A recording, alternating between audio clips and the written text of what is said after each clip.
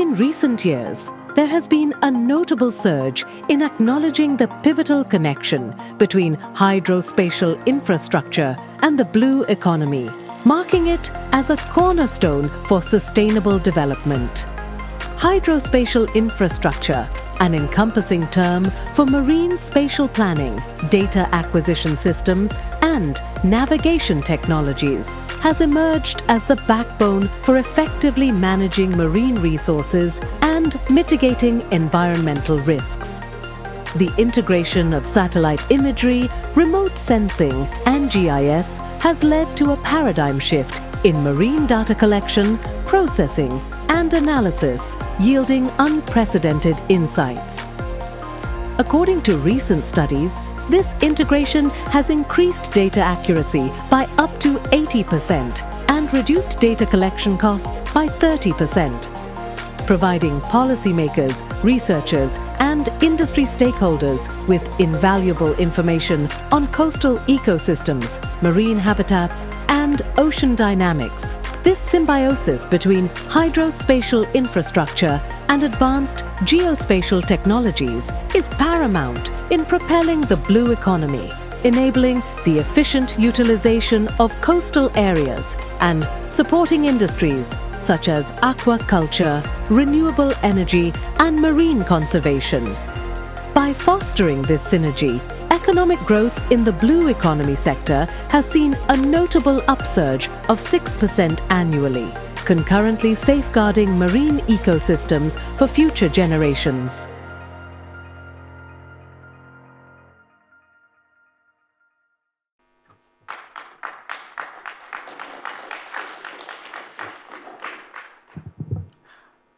Ladies and gentlemen, I took the stage a little early, not to push the others away, but it's my enthusiasm for the next topic. It's the blue economy, hydrospatial, geospatial infrastructure. It's a new theme on the Geospatial World Forum, and we're very proud to have managed to make a program around it with the plenary session and the summit. And we are equally proud of having an outstanding moderator again, who I would like to introduce. And he has a very impressive resume, so I really need to use my notes for this one. It's Denys Haynes. He's a founder, president, and CEO of H2I. He's a former Director General of the Canadian Hydrographic Service and Hydrographer General of Canada. He is a community co-lead of the Global Hydrospatial Movement Club. He is member of the Strategic Advisory Board of the Nippon Foundation JEPCO Seabed 2030 project, President, Board of Directors CITCO, Special Senior Advisor Canadian Ocean Mapping Research Education Network, etc., etc. Please, Denys, take the stage.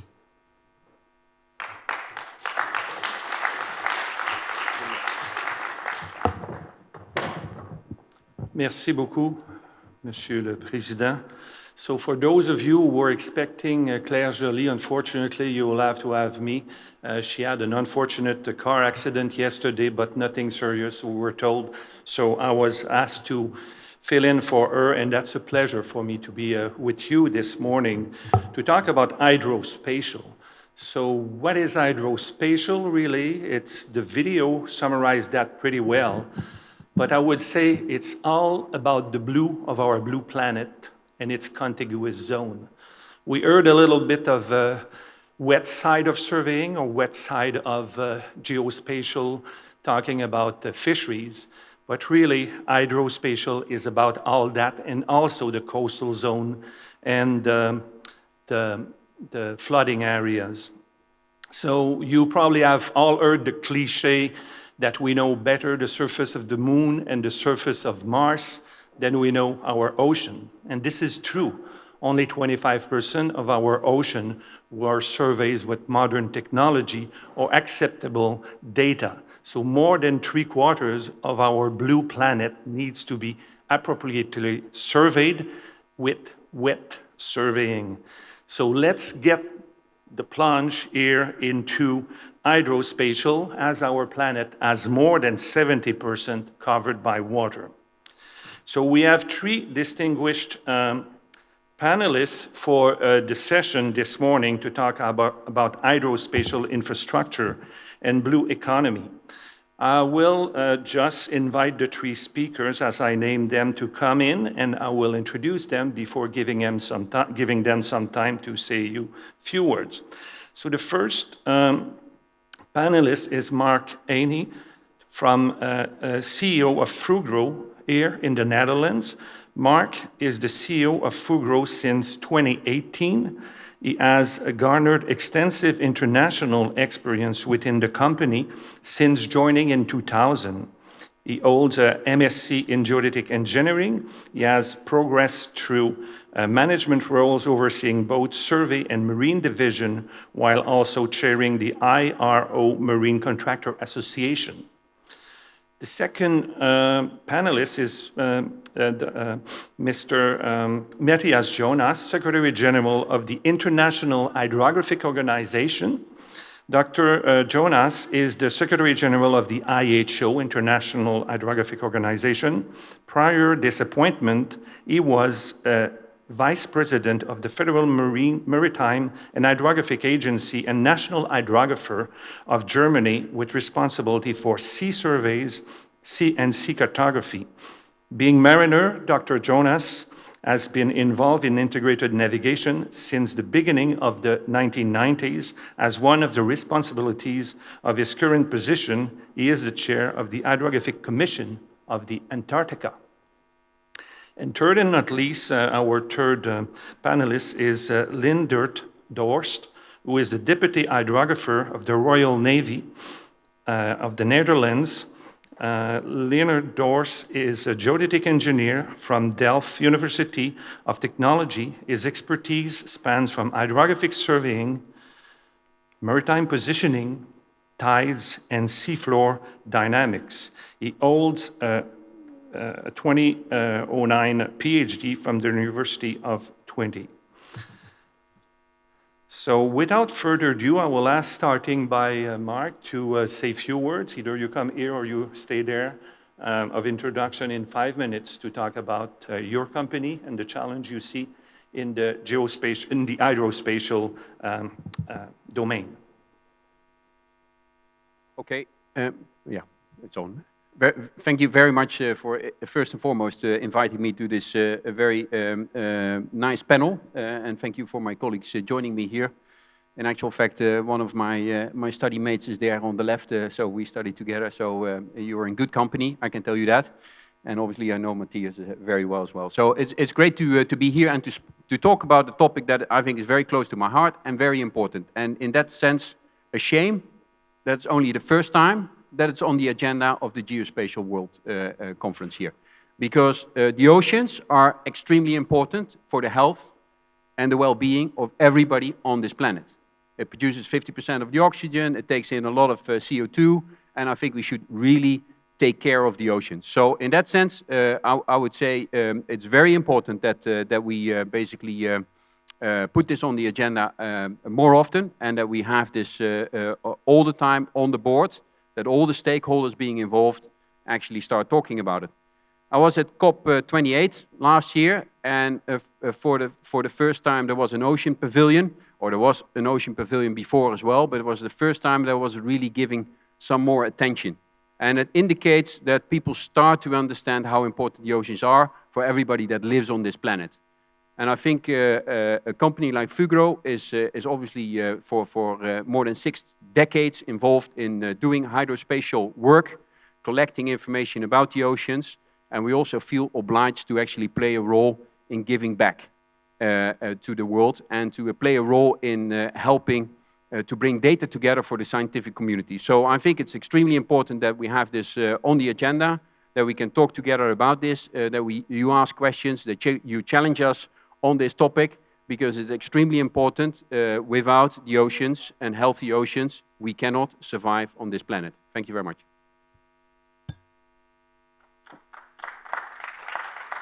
Thank you, Mark. So second, I'm going to ask Dr. Jonas to... Yeah.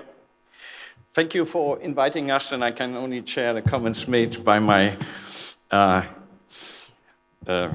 pre-speakers. So, is it ignorance? Is it arrogance that we were forgotten in the past? Well, we present 70% of this globe, and there are some who suggest this planet should not be named planet Earth, but planet Ocean. So anyway, we are here, and we are, of course, most happy to share with you, and you as insiders clearly understand if we denominate that now hydrospatial, that addresses the aquatic, or if you want, the marine dimension of geoinformation. So I'm in service for the International Hydrographic Organization, and we provided geoinformation at time as the world was flat. So we came from analog ocean mapping and nautical charts, and now I understand hydrospatial addresses the greater dimension, the multitude of themes to be presented in geodata, and likewise the fourth dimension, time. And I was carefully listening what has been said this morning on all the topics, in particular in the first session raised, like digital twin and collaboration and all this kind of things. And I thought, oh, it's same, but different. And maybe we can give a sort of flavor to you how those things are interpreted into our domain. So that may not surprise you. We are looking forward to a digital twin as well, but we have two different kind of, if you may, so is the digital twin of the ocean and digital twin of the navigable waters. The digital twin of the ocean is is predominantly a science project.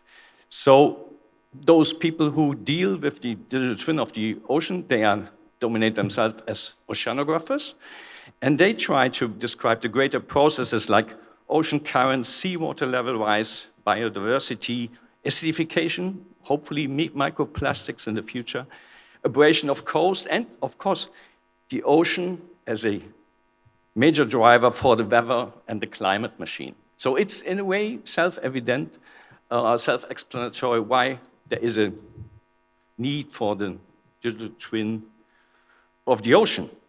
So you see, I have three theories: infrastructure, information, and impact. It's a technological challenge. Why? The area is huge, 70%. The conditions are harsh. So the average deep in the oceans is 4,300. The deepest deep is 11,000. There's biotic activity down to 5,000 meters. You can imagine it's not easy to get data with good coverage. In terms of R&D, we need nowcasts, even from the sparsity of the data. We need better forecasts, and we need simulation of scenarios, and that's particularly true for all of the effects we are concerned with climate change. Collaboration in this area. You may be surprised, but nations with economic power have lesser ambition on the oceans when going to the moon. You got that from the Indian colleague this morning, and I noted that with envy. And I would think, well, if they would invest this amount on our planet, on the wet part, that would help us a lot. So we need more sustainable funding. We need regulation enforcement, and we need participation of industry. The deep water is interesting for cable layers. Microsoft, Meta, and Google own sea cables for communication, deep sea wet mining. The second part is more native to me, the navigable waters. That is more closer to the shelf, 200 meters in depth. It supports blue economy in terms of shipping, but not only that, offshore energy, fish farming, navigation in the greater context, the technology we need, and I speak as in men from a standardization body, we need interoperability. We need the option to mesh all those diversity of data together. We need broadband communication at sea. It exists now, but it's still a challenge to apply that to all of the player and make it an ever-working machine. And we need more real-time information. So at Landsat, you all used to that, but it's still a challenge to create real-time information and provide that to the oceans. R&D, we need smart functions. We have a bit of a hen and egg problems.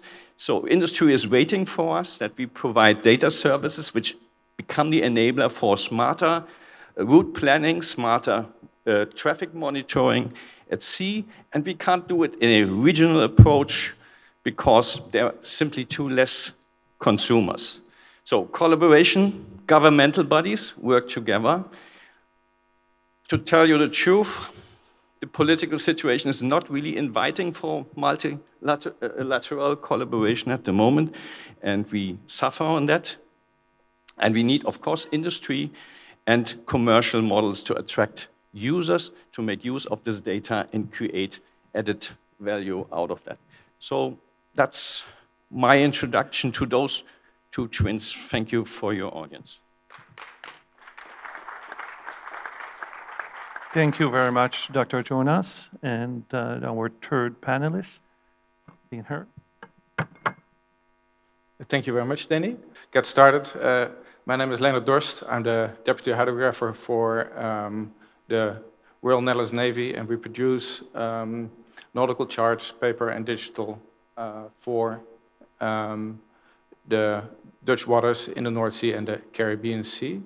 And of course, we don't do that just by ourselves. We are part of ISO, International Hydrographic Organization, in which we heavily standardize all our products. Yeah, there it is. Thank you so much.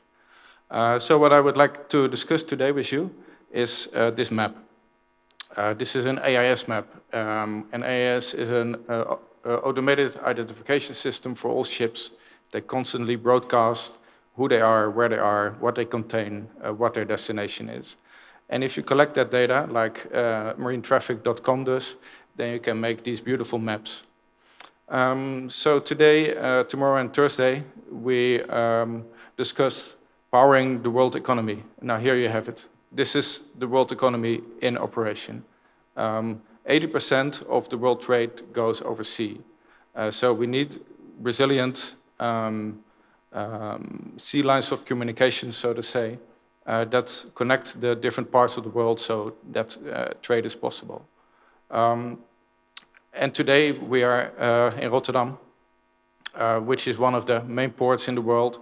So we, as a hydrographic service, we have the responsibility to make sure that every ship that goes to Rotterdam has the maps on board in order to get there safely and to get out safely again. That is our port state responsibility. But because we are part of the North Sea, we also have a responsibility for all the ships that have other destinations that also go through our water. So the ports of Germany, Scandinavia, and the Baltic, of course. And vice versa, we rely on France, the UK, Belgium to take their role as coastal state very seriously as well, because the largest ships that go through the English Channel, they can only do so at high water. At low tide, there's no way that they can come in. So every ship is looking for an optimal load. So the largest ships, they really need to be very careful about how much load there is on board, how deep they are, so what the tidal window is when they come in, under a lot of pressure for economic gain, of course. Now, what is called the backbone of the world economy is the sea line of communication between East Asia and Western Europe. And of course, that traditionally goes all the way through the Red Sea, through the Mediterranean Sea, and then to all the ports of Western Europe. And we all know that over the past decade or so, there has been a lot of trouble. There's been piracy in front of the coast of Somalia. In 2021, there was the blockage of the Suez Canal, and nowadays we have the Red Sea, where the Houthi rebels are active, and that convinces most of the maritime trade not to use that sea line of communication anymore, but to go south, to go around South Africa and then back up. And of course, it is evident that this is really a very big disappointment in terms of carbon footprint reduction. The distance is a lot larger, and they also tend to go faster, and they use a lot more fuel. So we need to have resilient lines of communication in order to keep the world economy going. But we also see over here that at the coast of West Africa, there's piracy too. So is there yet another alternative? Yes, there is. You could go west from Rotterdam, go through the Panama Canal, and then you also reach East Asia. The disadvantage here is that the Panama Canal is narrower, so the ships cannot be as big. And also there's a severe water shortage due to climate change in the Panama Canal. So also not a very resilient option. And of course, the last option is to go north around the Northeast Passage, which all the obvious problems that brings. And you can see that virtually no ships are doing that. Now, what we see over here is that many of those sea lines of communication, they go over the continental shelf of countries that are less developed than Western Europe or Eastern Asia. And as an example, I would like to highlight Sri Lanka. Ships go over the continental shelf, and at the same time, we know that only 8% of the continental shelf has been measured with modern equipment. Now, if you take the alternative route and you go around Africa, then you stumble upon Madagascar. Also, ships go over the continental shelf over there, and they have a percentage of 1% of the continental shelf that has been measured with modern means. ISO has a capacity building program, so they invest heavily in getting every coastal state on board in order to make sure that they can live up to their responsibilities. And the two main sponsors of this capacity building program are actually on the other side of this backbone of the world economy, namely Japan and South Korea. So I think it is time for Western Europe to realize that we're running a risk that our sea lines of communication need to be more resilient, and in order to do that, we need to invest heavily in having good data. We can produce good maps, but they are based on poor or missing data. So that is a message that I have for you today, that capacity development worldwide in our sector is very important in order to make sure that we all remain prosperous and that the seas remain safe. So thank you so much.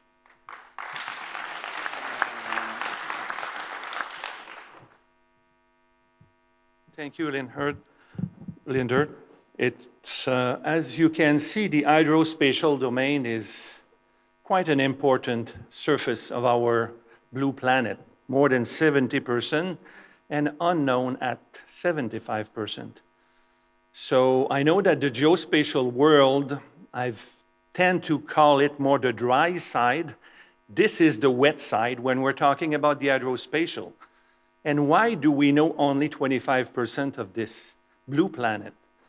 And we know more the surface of the moon and the surface of Mars. I was wondering about that, and I think Dr. Jonas told us about one important element, investment. Of course, everything has to be done with investment. But there is a reality also in terms of technology. You know, measuring on land with satellites, it's not easy, but easier than going through the water column, correcting the signal, being able to see through, using echo sonder that are not that old, you know, in the 70s, and multi-beam echo sonders, which is a full bottom coverage since the early 2000s, and all that mostly used through ships. Ships are expensive, ships are slow, and there is a limitation. But the technology is really an opportunity for us in the future to know more, faster, but there is a big challenge. So if it's the first time the GWF is having a panel on the hydrospatial. I hope it's not the last. So I'm going to ask some question to my panelists here and ask you to think of specific question if this hydrospatial domain is something that interests you, because we need as many talents and interested person to jump in to help. So, you know, there are many issues related to the seas, and we are in a good decade because it's the decade of the UN Ocean Decade for Sustainable Development. So more information on oceans and more visibility. There is the Seabed 2030 initiative also, which has the objective to map the old world by 2030. Very ambitious, but possible probably with the technology we have now and will use in the future. So there is also many issues related to plastics in the water that you've heard, and also the deep sea mining. So hydrospatial data is and will remain a key support of this negotiation to have a better understanding of the IC, which is not as, you know, regulated. So the first question for my three panelists, and I will ask them to answer one after the other in any order you prefer. So as major actors in this hydrospatial domain, could you comment and describe how your organization is supporting and is being impacted by, usually we would say landscape, but I would say seascape of the hydrospatial governance? So who wants to jump in first? Yes, Mark. Okay. Yeah, I think there's a lot changing in the ocean governance, you could say, world. You name a few treaties that have been set around plastics or the High Sea Treaty, but there are a lot more. We also see things around biodiversity framework, but also around net zero. So there are a lot of things that come out. There's a lot of things changing on a national level, but also internationally. And a company like Fugro is obviously affected by that, and the whole world is affected by that. And that's a good thing in the sense that I think once we start to realize how important the oceans are for the health and the well-being of everybody that lives on this planet, I think it's important that we also start acting according to these new governance rules. And that basically means that a company like Fugro, first and foremost, needs to think about the work that we do and how that impacts the oceans and the biodiversity of it. So that's the first thing that we're really acutely aware of. That is very important for us. And therefore, we have taken quite a few steps. For instance, around net zero in 2035 for scope 1 and 2. Which is very ambitious for a company like Fugro having ocean-going vessels. If you look at the IMO standards where they want to be in net zero, it's much later, and therefore for a company like Fugro, owning these vessels to commit to net zero in 2035 is very ambitious. That means that we're running programs around technology developments for multiple things, sometimes hybrid solutions, different fuels like methanol. We're now running a pilot project with a consortium of companies in the Netherlands here, also subsidized by the government, to change one of our vessels to methanol. And later this year, we'll have one of our vessels, the Pioneer, running on green methanol. There's quite a lot required for that. There's an enormous investment required as well to get this going. I think we're a front runner in this aspect. It's, I think, very important to do so, to be able to transfer all our assets in the future towards different fuels.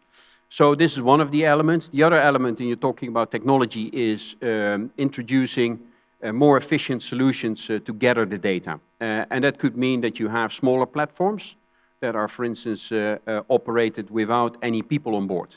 So you could call it the drone on the water. And that's quite new. I think we have drones in the air for 2 decades. We do have drones in the water column, so to say, already for a long time, AUVs, but we haven't got vessels with no people on board, uncrewed service vessels, for a very long time. So we're really a front runner also in deploying these USVs to be able to collect information, ocean data from these platforms And that could also be in the industry. So we're working in the energy industry, where we obviously collect data for new offshore wind parks.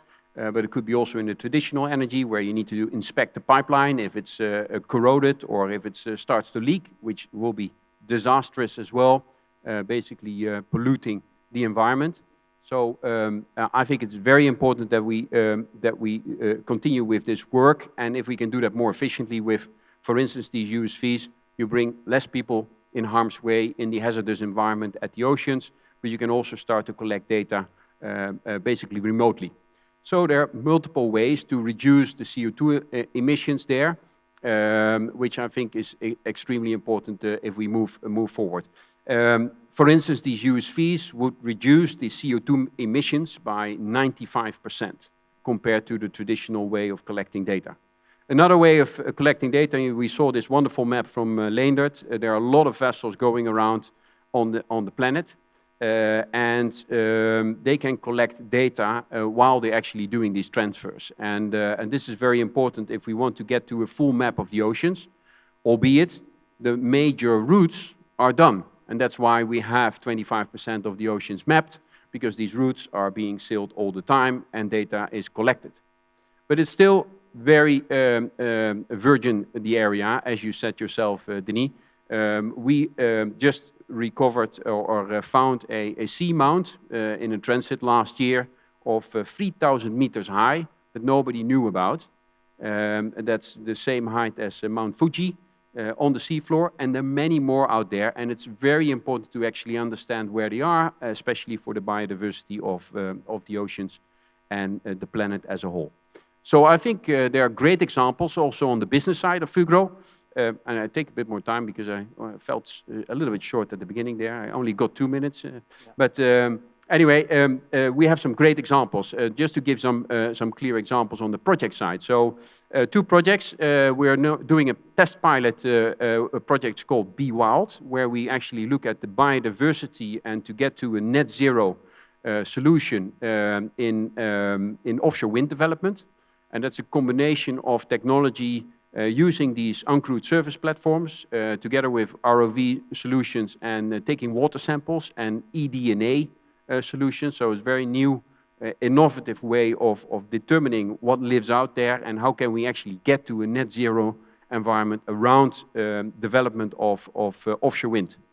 Another example, and then I will hand back to you, is a project that we just received from the government of Italy to actually map the total coastline of Italy for seagrass mapping.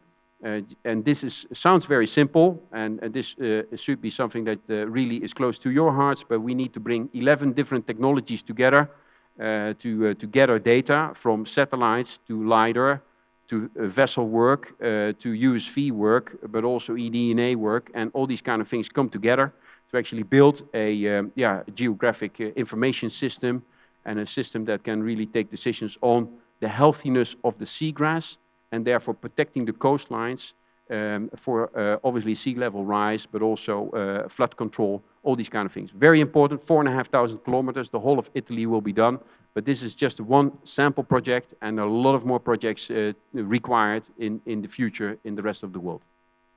There is so much to be done indeed. So Dr. Jonas, in terms of the hydrospatial governance, what's your views on that? What needs to be done? What are the challenges? Yeah, well, I speak with my capacity of the Secretary General of this intergovernmental organization. I think the overarching problem we are all facing is how to balance between the blue economy and the preservation of the environment. So this is the magic formula, and it's nearly impossible to solve to equal benefit. But if we are honest with ourselves, we live with the seas, but we also live from the seas. So there are 500 million people in the world who are fed by protein coming from the aquatic area. So we have 90% of world's transportation goes via the seas. And that all has inevitably an impact to this vulnerable environment. We cannot stop that, but we must make it, and I mean, this word is a bit of ashy in my mouth, but we must make it more sustainable. less impactful. And Mark has already provided great examples how to do this in his domain. So, and that, of course, we are supportive. We are observers to the United Nations. We commit ourselves to the programs of the IHO, of the UN Decade of the Oceans. We are observers at the IMO, the International Maritime Organization, who puts the regulatory framework to shipping. But that's, I mean, that's how it is anchored in that. But then it comes to the question: what do we do exactly to support that? And there are two main things, as I can see it. This is ocean mapping, and I can save my words because Mark has explained that we try to do better as in the past, and what you cannot measure, you cannot manage, simply so. So it's really baseline information, and we made great strides, in particular thanks to companies who have a commitment to that and did very practical things in support of that. So the second is the standardization. We truly believe that we can make sea transportation more safe, more efficient, and less resource consuming. And what we, with our standardization framework, what I try to explain as navigable waters, bring together, could help to make this vision happen. So there is an ambition to make shipping more autonomous, and one of the reasons why is to make it less consumptive. So we help with that. And sometimes it sounds somehow simple, but the open seas are, someone said just recently, this is Wild West. I mean, this is maybe an exaggeration, but what it says is that the open sea is more or less without any regulatory framework. We made great progress last year because there is what is now called biodiversity beyond national jurisdiction. And that's just good for the biodiversity, but it's also good for setting a precedence on a regulatory framework on the open sea. So which is fairly new. There are some exceptions, but in a way it's fairly new. And we were thinking, how can we support that? So, and there is another ambition in order to support this, to designate marine protective areas. The ambition is having 30% of the oceans protected in 2030, which is a lot. It's really a lot. But then you ask, where are those areas and what conditions apply to? So you would not get a holistic view of the situation. Nobody really can say, look, there's the map of the MPAs.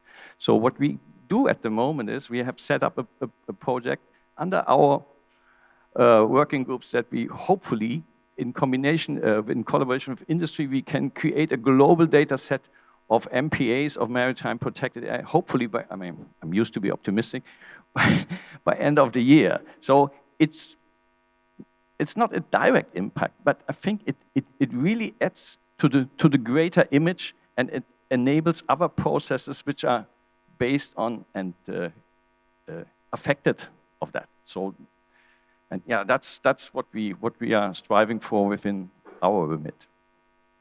Thank you very much, Dr. Jonas. So, Leendert, from the perspective of the Navy, the Netherlands, and Hydrographic Office, how do you see all these issues related to hydrospatial domain and governance? Yeah, I think a lot of good things have already been said by my two colleagues over here. So let me try to add a few more things. For sustainable governance of the oceans and the seas, you need to base your policies on facts. And we have heard from one of the speakers that spoke earlier this morning that you could build a great digital twin with beautiful visualization, with very smart algorithms. But if the underlying data are old or missing or inaccurate, then what is the value of the digital twin? And that is the situation that we are facing for the seas and the oceans. First thing that we need to do is the data that is there, it should be open in the public domain. so that everybody can use it, play with it. And for us, it is very important that we also provide that with the right metadata, so that people know that these data are old, are inaccurate, were acquired using crowdsourced bathymetry or satellite techniques that may be less accurate. So we have made big steps over there. When I started at the Hydrographic Service in 2000, we were very much focused on just the shipping industry, and the European level was absent. But we have seen that Europe has stepped in with very progressive data policies. Inspire started in 2007, EMODnet started in 2009. There is the PSI directive, Public Sector Information Directive, that has been recast in 2018 to the Open Data Directive. So there now is a list of high-value data sets that every European government has to put out on the internet as an API for bulk download, and that includes depth data, and not just actual depth data, but also historic depth data, so that you can make an analysis in time how the marine processes develop. So for Europe, we have made big steps, but oceanography is worldwide business. Everything that happens on one place in the ocean has an effect on the world oceans elsewhere. And that's true for marine biology, chemistry, for flooding, understanding tsunamis, you name it. So we need to keep our focus on making global progress. And I would like to highlight the work that the UN GJM Working Group on Marine Geospatial Information does. The past chairman, John Nieberg, is with us these days. He's now one of the directors of ISO. So in that working group, we are making great progress to make sure that everybody commits to make the data that there is available open on the internet, so that we could all use it in order to manage our seas and oceans better. So, thank you. Thank you very much. I realize that we're already at the end of our session, and we went only one through UC, and I hope you got wet with this panel in terms of trying to understand better the challenges that the hydrospatial domain is facing, and that it is important to invest and also to be interested in the hydrospatial domain. It is still very unknown. There's a lot of technology, like Mark mentioned at the beginning, that are a lot of opportunities, but with all the opportunities, there are also risks. But not knowing, you cannot do much. As Dr. Jonas said, you cannot manage what you haven't measured. So we need to start to measure it. And what we have, as Leonard just said, sometimes is old, but that's the best data available until new data is gathered. So time will not allow us to go with a question from the group, but as previous moderators said, most of us will be around for today and the next days.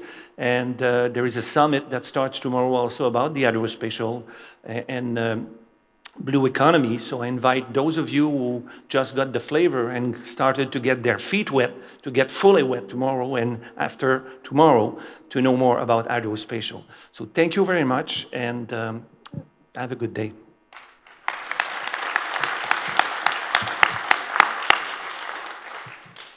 Thank you very much, Denise, for moderating, and all our panelists for joining us and also challenging us, which is great. I'm Sanjay Kumar and the CEO of Geospatial World, so I take the responsibility. But it's not arrogance or ignorance. And it's also a shame that we could not do it before. But I just wanted to spend a few minutes on this, why it is important and why we made actually special effort for this. And thanks to Robert and John Nyberg, I think he's not in the room, but he should be tomorrow or so. Because these are the people who actually helped us put together. And thank you very much to IHO for actually being a partner in this. I attended the World Ocean Summit in Portugal recently, and I was kind of very excited with the kind of discussions which were going on the data infrastructure or data ecosystem. And they used quite a few times the geospatial data in the conversation, and which I think that geospatial agencies should look at integrated view of the Earth, which is from space to aerial to ground to the ocean. So and then most of the cities which we live in are on the coast. And the integrated view of the land and getting into the hydro is very important. And those who are in the business, they should look at this, that this is a very fast growing market. If you just look at the revenues of Fugro, which was 2 years back, $1.4 billion, and today it is $2.2 billion. So in 2 years, 1.4 to 1.7, 1.7 to 2.2, that shows about the progress and the growth this sector has. And I think they have an interesting view because they also land and ocean both. The integration of land and ocean would actually bring so much of economic impact. And I also wanted to say, sir, that investment is coming. Because at least I see that 15 years before I talked to the government of India on blue economy, what is this? Nobody looked at it. 3 months back, the government of India announced $1 billion deep ocean mission. Apart from all other 5 technology missions, they also announced $1 billion strategic mission on deep ocean. So this is changing, and there's a huge amount of opportunities to integrate the geospatial, hydro, land, and geological agencies, and provide a kind of I would say the knowledge about the planet. This knowledge, from data to knowledge, is so important, so that we can start looking at using all these things for the socioeconomic benefits. So I would like to thank once again to all of you, and especially to our panelists. I can assure you that it's going to be bigger in this. In the summit tomorrow and day after, we have about 32 speakers. And the way we have designed it, that we have brought in the national geospatial agencies as well as speakers in that, because our intention is to not let hydro people talk to each other, but let hydrogeological space talk to the whole community. And that is how this summit is designed. So once again, thank you very much. Thank you, sir.